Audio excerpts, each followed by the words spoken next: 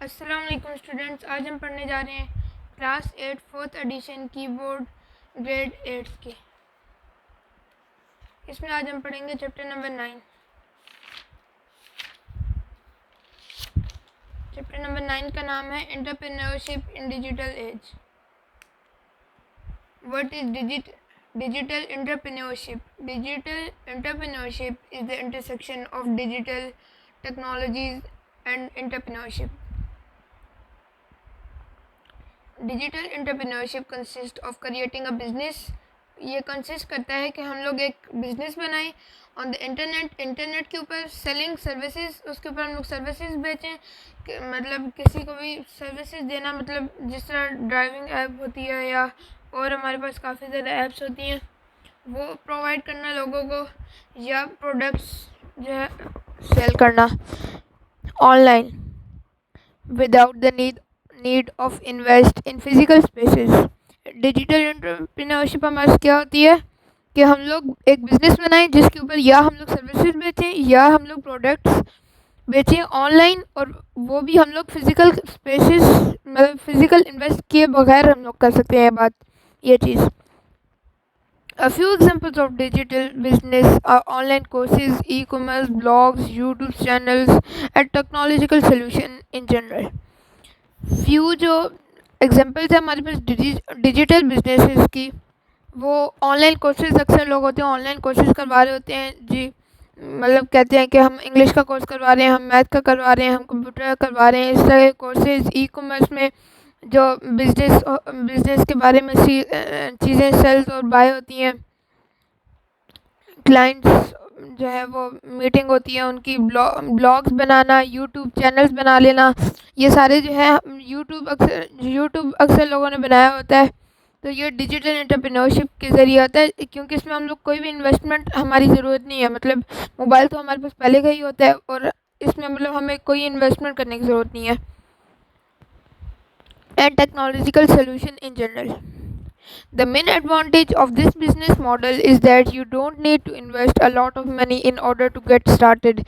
एक main advantage इस business का, एंटरप्रेन्योरशिप बिज़नेस का, ये है कि हमें इन्वेस्ट नहीं करना पड़ेगा, मतलब मनी, जिससे अब हम लोग फिज़िकल में कोई बिज़नेस स्टार्ट करते हैं कि हम लोग कार का शोरूम ओपन कर लेते हैं, बाइक्स का शोरूम ओपन कर लेते हैं, इनमें हम लोग को लार्ज अमाउंट ऑफ जो है इन्वेस्ट करना पड़ता है, मनी लार्ज अमाउंट में। लेकिन जो हम लोग ऑनलाइन काम करते हैं, जिस तरह ई कॉमर्स, यूट्यूब चैनल सब देखें, इसमें हम लोग को कोई भी इन्वेस्टमेंट की ज़रूरत नहीं है। तो ये सबसे अच्छा जो है एडवांटेज है किस चीज़ का, बिजनेस ऑनलाइन का, जिसको हम लोग कहते हैं डिजिटल एंटरप्रेन्योरशिप।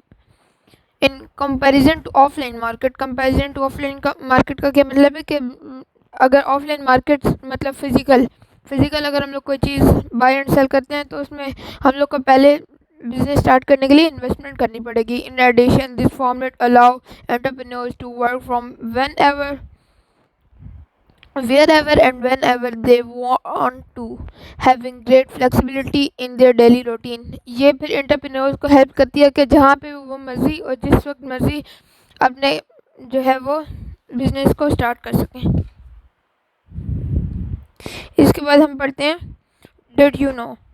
इसमें ये लोग हमें कहते हैं according to report by Asian development bank. ये एशियन डेवलपमेंट बैंक है जो कि एशिया में है, ADB इसकी शॉर्ट फॉर्म है।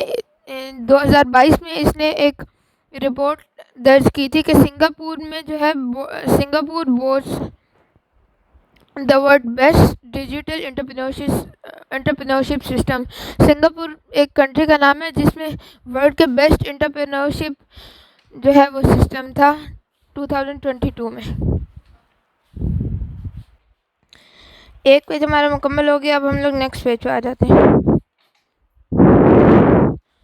Business plan. A business plan is a document created by a company that describes the company's objectives, operations, marketing objectives and financial projections.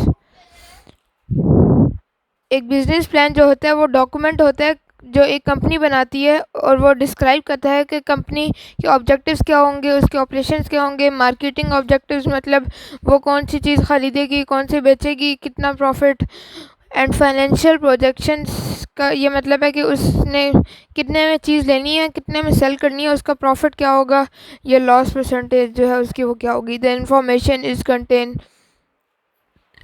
It contain can be helpful guide in running a company. ये information जो business plan के में होती है वो company को help करती है कि वो रन कर सके smoothly. Basic components business plan के हैं: business description and structure, executive summary, financial documentation, market research and promotional setting. Executive summary is the basic business idea explain briefly. ये जो बिजनेस आइडिया होता है इसको ब्रीफली जो है वो हम लोग एक्सप्लेन कर देते हैं एग्जीक्यूटिव समरी में। नाम से ही हम लोग को पता चल रहा है कि ये समरी है।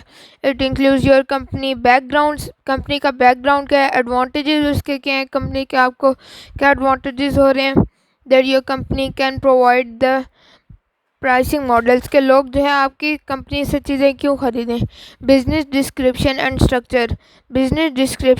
Structure is where you explain why you are in business and what you are selling. Business description में ये होता है कि स्ट्रक्चर हमें बताना होता है कि वेयर यू एक्सप्लेन वाई, हमें एक्सप्लेन करना होता है कि why you are in business, आप इस बिजनेस पे क्यों हैं, आपके पास क्या एबिलिटी है, and what you are selling, आप सेल क्या कर रहे हैं।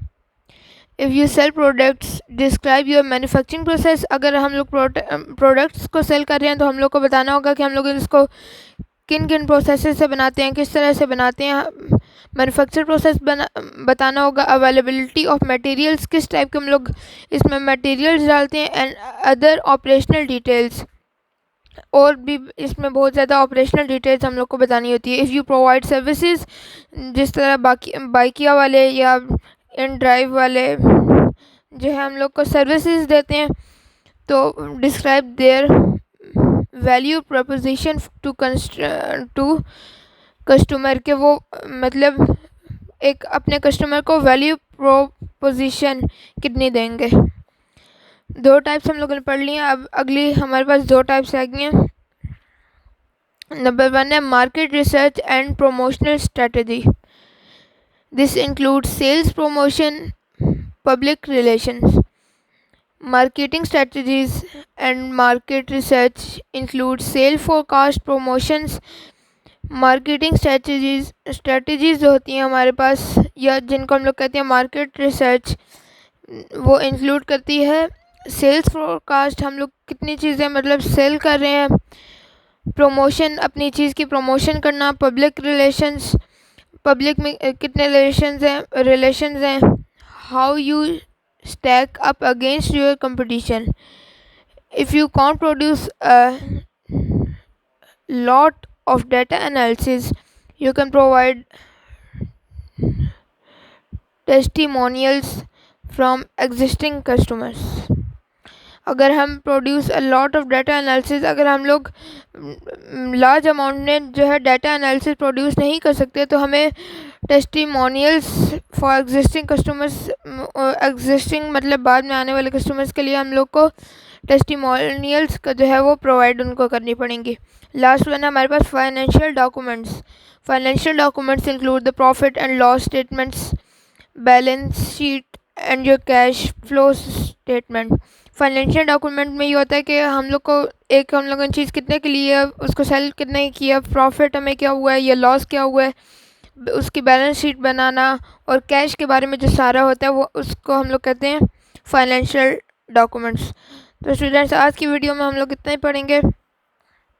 इंशाल्लाह कल की वीडियो में हम लोग क्वालिटी इंश्योरेंस और आगे के 4-5 टॉपिक्स पढ़ेंगे यहाँ तक।